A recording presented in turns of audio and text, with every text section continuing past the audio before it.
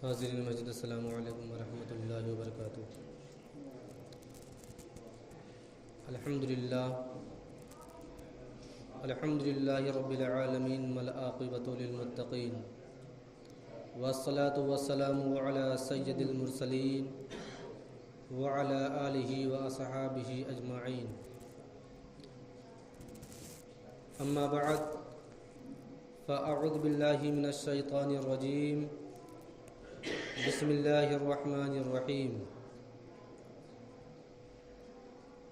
ان الدین عند اللہ الاسلام، صدق اللہ مولانا العظیم وبلغنا رسولہ النبی الامین المکین الکریم،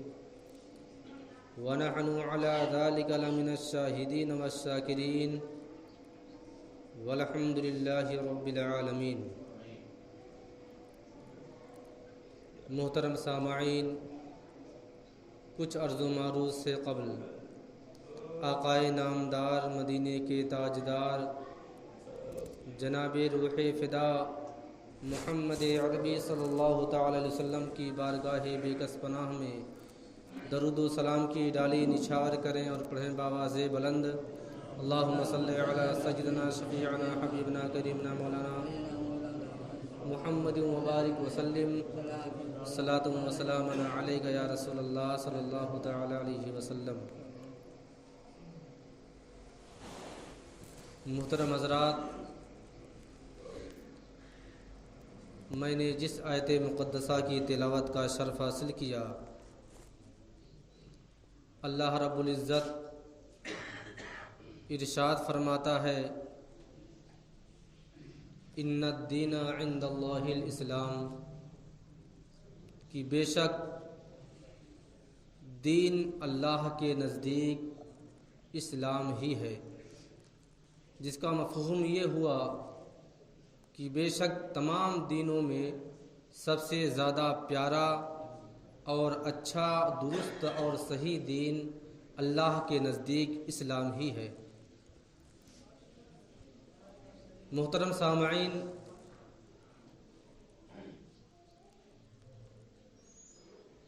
آج سے 1400 سال پہلے سے لے کر کے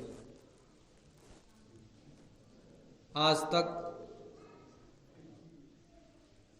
اور حضرت آدم علیہ نبینا علیہ الصلاۃ والتسلیم سے لے کر کے نبی آخر الزمان صلی اللہ تعالی علیہ وسلم تک اسلام ہمیشہ بلند تھا، بلند ہے، اور انشاءاللہ العزیز بلند ہی رہے گا۔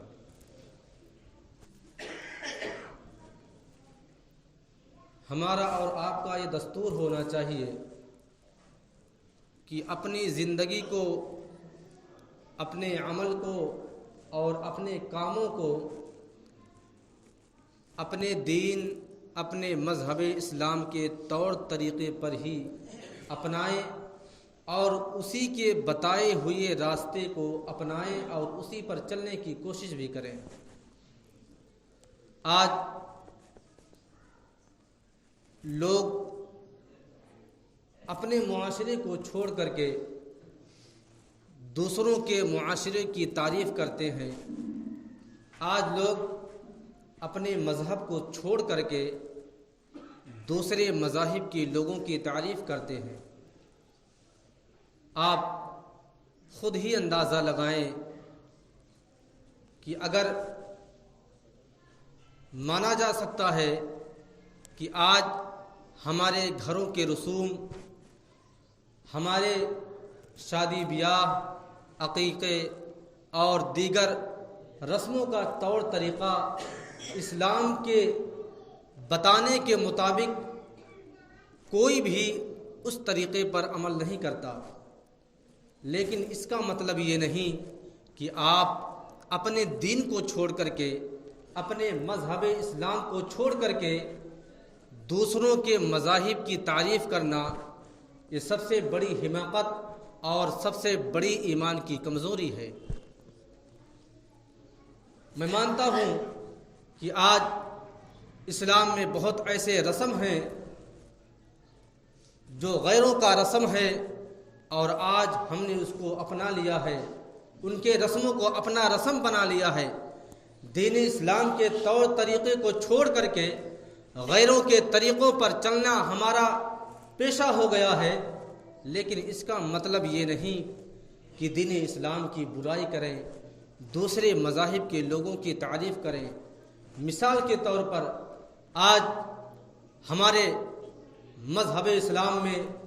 آج نہ جانے کتنے مسلمان ایسے بھی ہیں جو اہل ثروت ہیں اور ان کے گھروں میں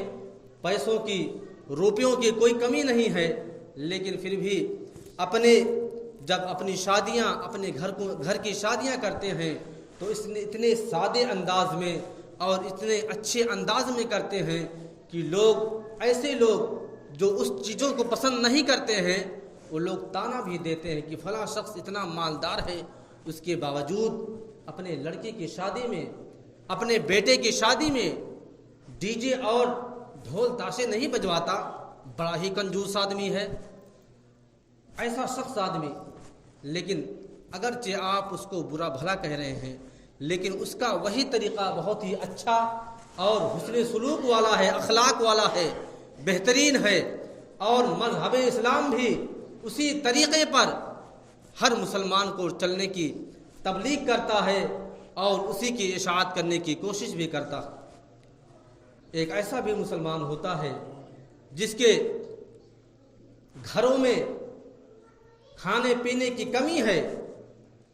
جس کی تنگی ہے، غریبی اور مفلسی میں زندگی گزار رہا ہے، لیکن اس کا پیشہ کیا ہے کہ جب اپنے گھر میں کسی فرد کی شادی کرتا ہے تو تمام شہنائیاں بجتی ہیں، تمام ڈی جے اور ڈھول تاشوں کا وہ پورا محفل بناتا ہے، اس کا ایجاد کرتا ہے، لیکن اس کا مطلب یہ نہیں کہ ہم اپنے مذہب اسلام کی برائی کریں، اپنے مذہب اسلام کو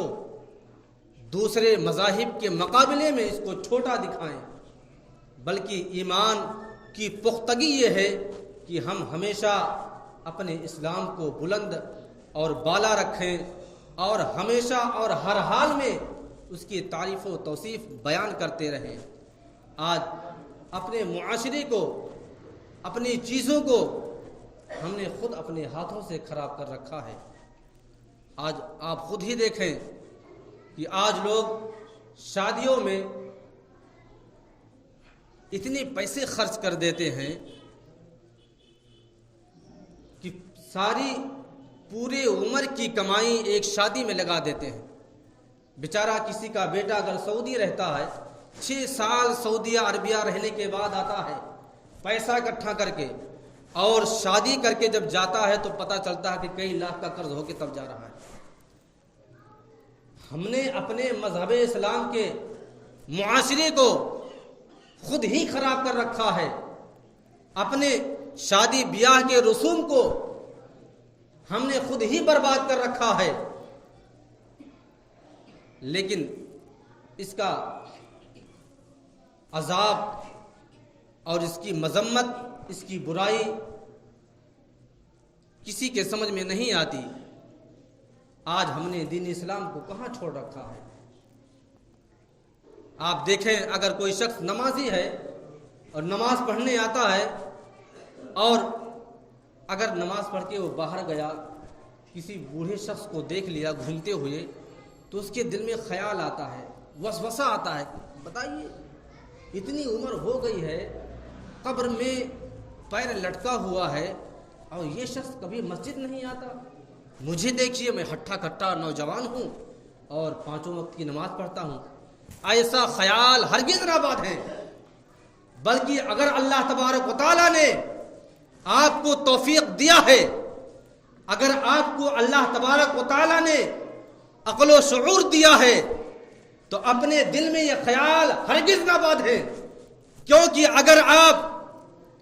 نمازوں کی پابندی کرنے کے باوجود، اگر آپ رب تبارک و تعالیٰ کی بارگاہ میں سر بسجود کرنے کے باوجود،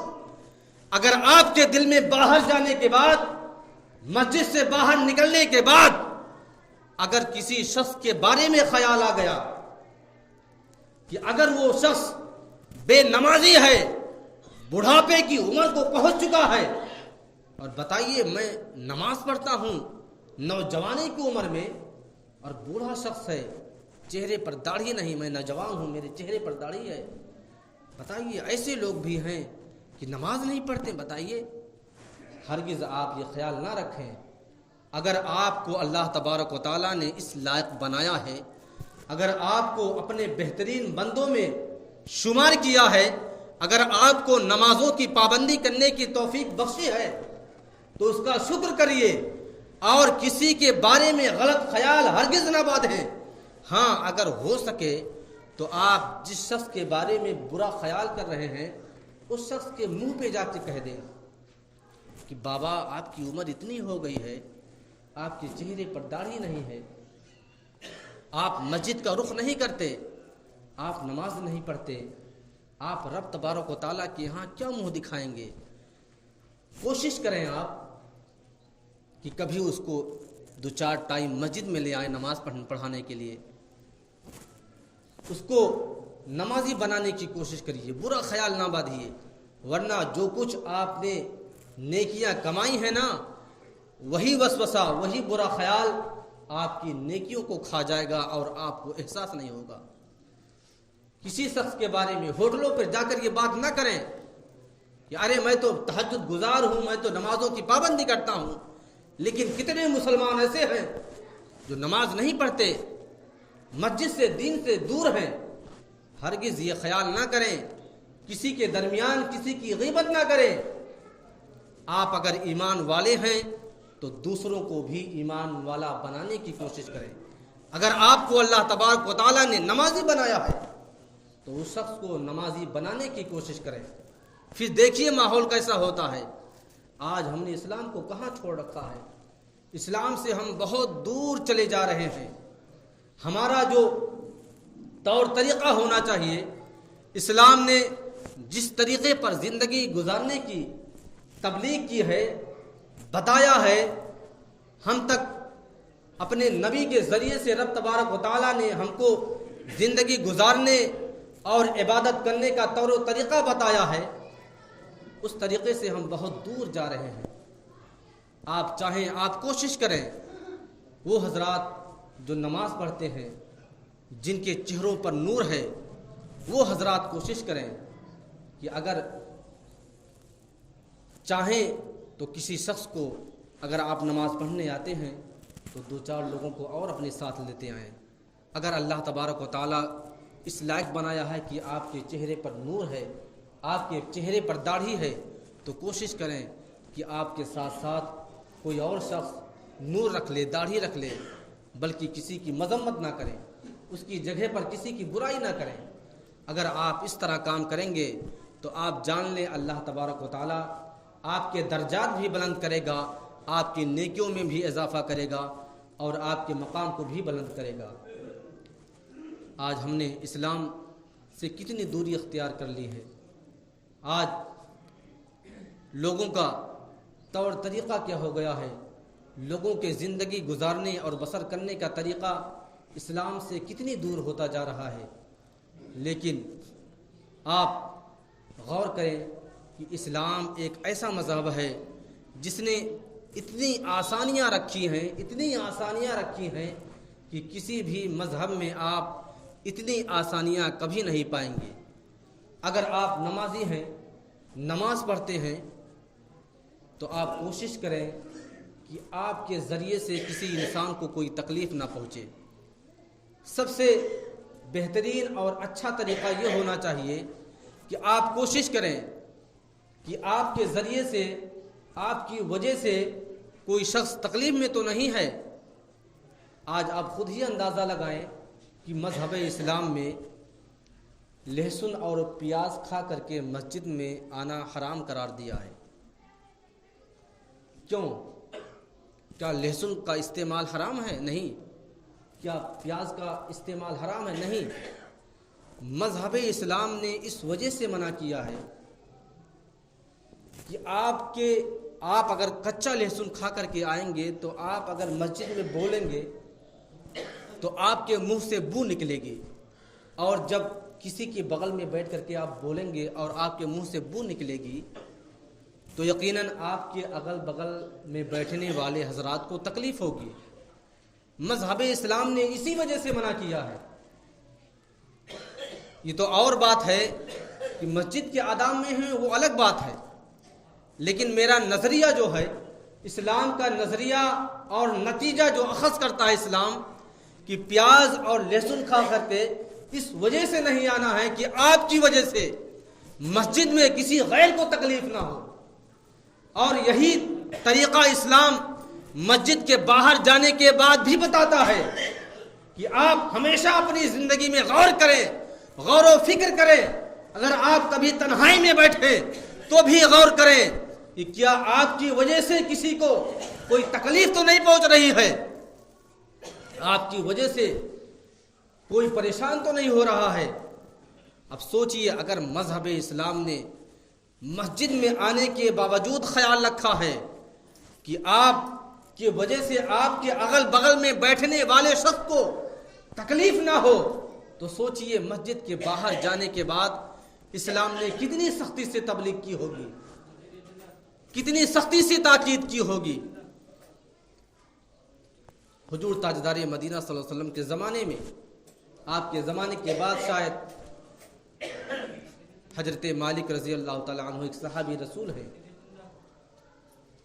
ان کے گھر کے بغل میں ایک یہودی کا گھر تھا. تو یہودی جب اپنے گھر کو فروخت کرنے لگا، حضرت مالک رضی اللہ تعالیٰ عنہ کے بغل میں اس یہودی کا گھر تھا، اور وہ یہودی کسی وجہ سے اپنے گھر کو فروخت کرنے لگا، بیچنے لگا. جب اس کی قیمت لگائی تو 2000 دینار اس کی قیمت لگائی گئی. لوگوں تک جب یہ بات پہنچی کہ فلاں شخص اپنے گھر کو فروخت کر رہا ہے، بیچ رہا ہے، تو لوگوں نے جب غور کیا تو دیکھا کہ اس گلی میں جو مکان ہے اس کی قیمت تو اتنی نہیں ہے کہ 2000 دینار کے لائق ہو. آپ خود ہی اندازہ لگائیں، ہر جگہ ہر محلے کا الگ الگ زمین کی قیمت ہوتی ہے، ہر علاقے کا، ہر کالونی کا الگ الگ ایک ریٹ ہوتا ہے. لیکن وہ یہودی، اس یہودی کی بات جب لوگوں کو پتا چلا کہ یہ شخص جو ہے 2000 دینار میں اپنے گھر کو فروخت کر رہا ہے، لوگوں نے پتا کیا تو پتا چلا کہ اس گلی کی گھر کی قیمت صرف 1000 ہونی چاہیے، اسی لائق ہے، یہی اس کی حیثیت ہے اس مکان کی. لیکن یہ شخص 2000 دینار کیوں مانگ رہا ہے؟ جب اس سے پوچھا گیا تو اس نے کہا آپ نے صحیح سوال کیا ہے، میرے مکان کی قیمت واقعی میں 1000 دینار ہے، لیکن میں 2000 دینار اس وجہ سے مانگ رہا ہوں کہ جو شخص میرے مکان کو خریدے گا وہ مجھے میرے مکان کی قیمت 1000 دے گا، لیکن دوسرا جو 1000 دے گا وہ حضرت مالک رضی اللہ تعالیٰ عنہ کے بغل میں رہنے کی وجہ سے دے گا. کیوں؟ اس وجہ سے کہ آپ کو اس پورے بستی میں ان کے اتنا اچھا پڑوسی کوئی شخص ملے گا نہیں. اتنا اچھا پڑوس آپ کو دے رہا ہوں،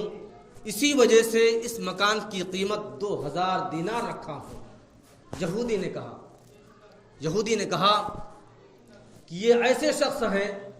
کہ آپ ان کے گھر سے کبھی شور و غل کی آواز نہیں سنیں گے، یا ایسے شخص ہیں جن کے گھر سے آپ بچوں کے رونے کی آواز نہیں سنیں گے، اور یہ ایسے شخص ہیں کہ اگر آپ کے گھر میں فاقہ پڑ جائے تو آپ کو بھوکا نہیں رہنے دیں گے، اگر آپ کے گھر میں کوئی بیمار ہو جائے تو آپ کو ڈاکٹر تک اور اسپتال تک پہنچائیں گے. جب اتنا اچھا پڑوسی دے کر کے جا رہا ہوں، اسی وجہ سے اپنے مکان کی اتنی زیادہ قیمت مانگ رہا ہوں. سوچئے، خود آپ اپنا بھی نظریہ بنائیں، اپنا چال چلن، اپنا طور و طریقہ بھی اسی انداز میں بنائیں کہ آپ جس محلے میں رہیں لوگ کوشش کریں کہ شاید میں اتنا اچھا انسان ہوتا کہ میں فلاں شخص کے بغل میں رہتا. آپ اپنا طور و طریقہ اتنا اچھا بنا لیں کہ کہ لوگ آپ سے ملنے کی جستجو کریں، آپ کے بغل میں رہنے کی کوشش کریں، آپ سے ملنے کی کوشش کریں، آپ کے پاس زیادہ سے زیادہ وقت گزارنے کی کوشش کریں۔ آج ہم نے اسلام کو کتنی دور چھوڑ رکھا ہے۔ مثال دے دیا جاتا ہے کہ اگر کسی کو غریبی دیکھنی ہے نا تو مسجد میں آ کر کے دیکھ لے، سکوں کی آواز آئے گی، کھنکھناہٹ کی آواز۔ اگر امیری دیکھنا ہے کسی کو تو جائے شادیوں میں دیکھ لے، ہزاروں کی نوٹیں ایسے اڑتی ہیں نا، دل کو بڑا ٹھیس لگتا ہے۔ جب مسجد کے اندر چلر اور سکے کی آواز آتی ہے تو بڑا خراب لگتا ہے، جبکہ مذہب اسلام یہ سکھاتا ہے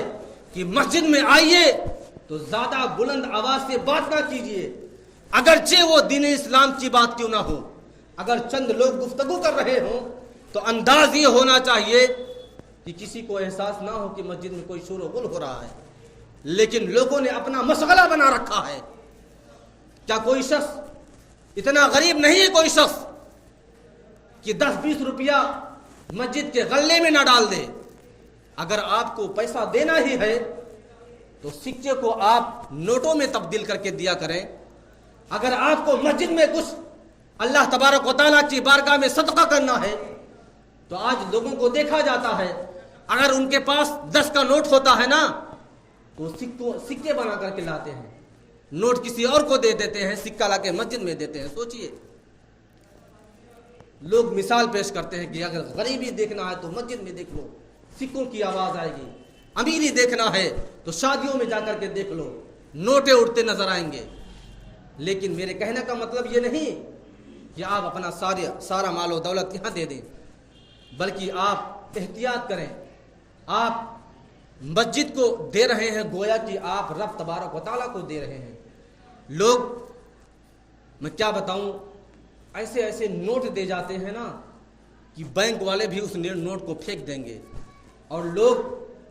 اللہ تبارک و تعالیٰ کی بارگاہ میں دینے ایسے نوٹ لاتے ہیں۔ سوچئے، جو رب تبارک و تعالیٰ آپ کے روزی روٹی کا اتنا خیال رکھے، جس نے وعدہ کر رکھا ہے کہ میرا کوئی بندہ بھوکا نہیں سو سکتا ہے، رزق دینے والا میں ہوں۔ حدیثوں میں آتا ہے کہ موت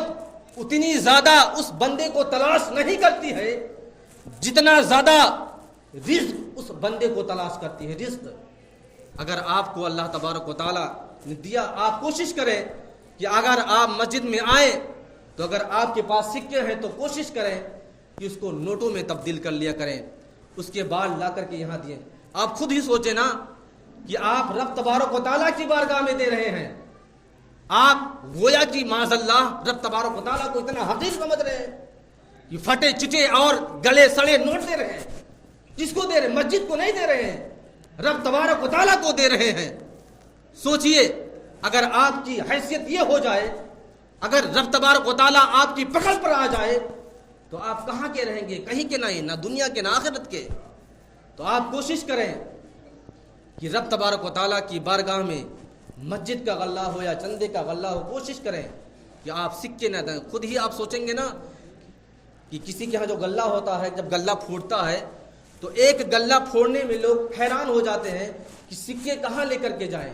اور سوچئے مسجد والے کیا کریں گے؟ غلہ اتنا سکہ جو ہر جمعہ کو آتا ہے۔ آپ کوشش کریں کہ اپنے سکوں کو نوٹوں میں تبدیل کر کے اس کے بعد رب تبارک و تعالیٰ کی بارگاہ میں پیش کریں، تاکہ رب تبارک و تعالیٰ آپ کے نوٹوں کا اور کوئی بھی کھوٹا پیسہ نہ دے۔ وقت ختم ہو گیا ہے، کچھ اعلان بھی کرنا ہے۔ اعلان یہ کرنا ہے کہ مسجد کے اخراجات کی کمی کی وجہ سے مسجد کی طرف سے کچھ گلے لائے گئے ہیں پیسے ڈالنے کے لیے، جو محلے میں لوگوں کے گھروں میں رکھے گئے ہیں، اور اس کا طریقہ یہ بتایا گیا ہے کہ 1 مہینے میں اس گلے سے جو پیسہ نکلے اس کو مسجد میں لا کر کے دے دیا جائے۔ اور بھی گلے موجود ہیں، جو حضرات لینا چاہیں گے وہ مسجد کے ممبران سے حاصل کر سکتے ہیں۔ اور ایک بات کا خیال ہمیشہ رکھیں کہ مسجد میں آ کر کے جو ہے تمام طریقے کا نسخ اور عیب جوئی کرنا بالکل چھوڑ دیں، کیونکہ جب آپ کا نظریہ یہ ہو جائے گا کہ کہ ارے فلاں شخص وہ ذمہ دار ہیں، ساری ذمہ داری انہی کی بنتی ہے، تو جان لیجئے ہر کام آپ کا بگڑتا ہوا نظر آئے گا۔ بلکہ آپ کوشش کریں کہ اگر مسجد میں اس چیز کی ضرورت ہے تو مسجد کے ذمہ داران کو نہ پکڑیں، بلکہ خود ہی کوشش کریں کہ یا تو اگر اللہ تبارک و تعالیٰ نے آپ کو اس لائق بنایا ہے تو کر دیجئے، اور نہیں بنایا ہے تو 2-4 لوگوں سے وصول کر کے اکٹھا کر کے اس کمی کو، مسجد کی اس کمی کو پورا کر دیا کریں۔ اور عیدگاہ کی وصولی کے تعلق سے عیدگاہ کی باؤنڈری، قبرستان کی باؤنڈری بھی ہے، وہ آپ دیکھ ہی رہے ماحول ہندوستان کا کتنا خراب ہوتا جا رہا ہے۔ تو اس ناطے بہترین اور اچھا قدم لوگوں نے اٹھایا ہے کہ عیدگاہ، پرانی عیدگاہ کی قبرستان کی باؤنڈری کرنے کے لیے جو وصولی کی جا رہی ہے، آپ تمامی حضرات زیادہ سے زیادہ تعاون کرنے کی کوشش کریں تاکہ یہ سلسلہ، چندے والا سلسلہ زیادہ دن تک نہ چلے اور وہ اپنے پورے طریقے پر پائے تکمیل تک پہنچ جائے۔ اللہ تبارک و تعالیٰ کی بارگاہ میں دعا ہے کہ رب تبارک و تعالیٰ ہم تمامی مسلمانوں کو نیک بنائے، ایک بنائے، صراط مستقیم پر چلنے کی توفیق و رفیق عطا فرمائے۔ وآخر دعوانا الحمد للہ رب العالمین۔ السلام علیکم۔